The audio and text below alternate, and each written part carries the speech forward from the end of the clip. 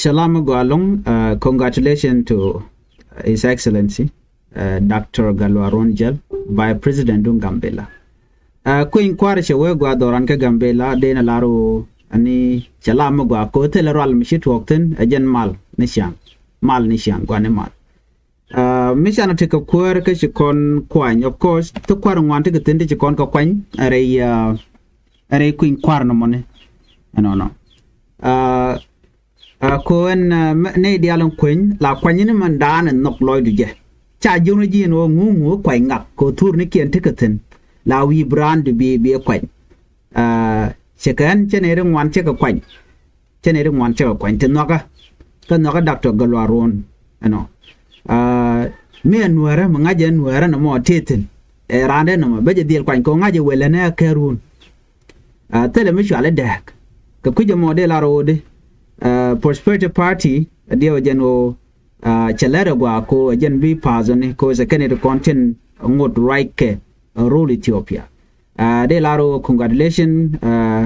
Dr. Galwaron ko chineku na chaje kwanye nyok ka jikene nok chelela kwinye dan e wa kwanye tong mien teme na me real ko kwanye na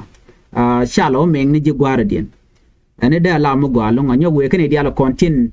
chi participate ko bana kwany ko kon kwelo dan bana je kwany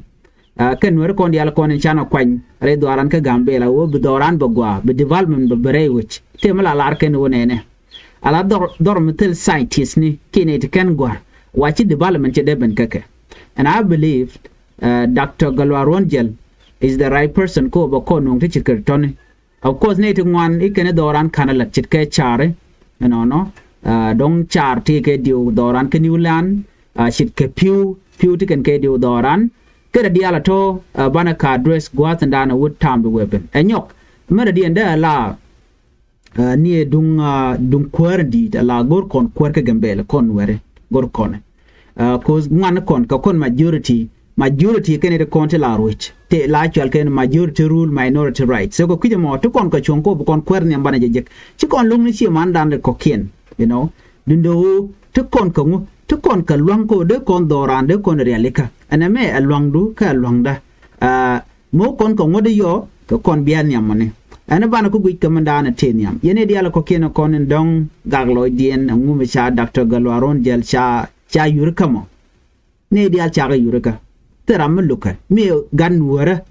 ki wun wara ka kon wara meten wana mo cha yurka ne dial she Dr. Karwad Yorke ne dial jen kwala chole free and fair election ko jen brandu man no be choice ke be kwany taram captedu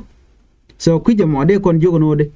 wo kona gware dwaran ka gambela ani de kolaro chilo dan tet ko cha kuin kwana me cha jela da gwa ka gambele kelio ko sometime ai kona kuin kwala beje la te ka tun wani jirlat karodien re wika disa baba bo ne den konte cha nung te cha delegate keten bu ngado beken be gwich ala beken kuin kwar beken gwi role Ethiopia cikana la da gwa long no we gwa long adisa baba telerek mi chitwokten cire di al chagala da gwa terwal agenda na gorke chejit ke kuin kwar njala dwin te kokien kuin kwar role Ethiopia lat ke jes muslim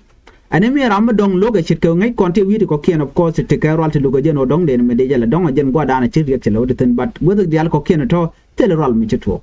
ade kon jung no dana wodi nan wana niam chana dorane gambele chana focus tin ko bana jalat ashit ke wi di al kokien a chi longot pin ko kon wori no gurje no bana mangwana jen ban let ko kon gambele dora to kon ko wi to wande kon kariale ka ani chana focus doran ka chan rodan no jin mi nyira just lar mandan la weakness de mederi ala kam ko bagwa do no show pressure ran no bi kwet bi leldi ram der do mo gwa der ko la de ka kon ani chung na kel ka kwar kon naga jelu no de kwar de chum all the time Dr. Galwaron Jel wer ka wanyam den man gwa dan gorke eneku man gorne ya men dangne re do aran ka gambela gorno bi eri alaka ko doru ka doran kel ka kujo mone tika longa tika power me chuine yo realika na me jen match dan we konen congratulations to us kamandan show realika ko ci kon ko ran chane ko nyagwa ka chang ka kel ka pai bakel ron kina dang ro wi jendang ro wi de bakel en biatema ban jiga mero dien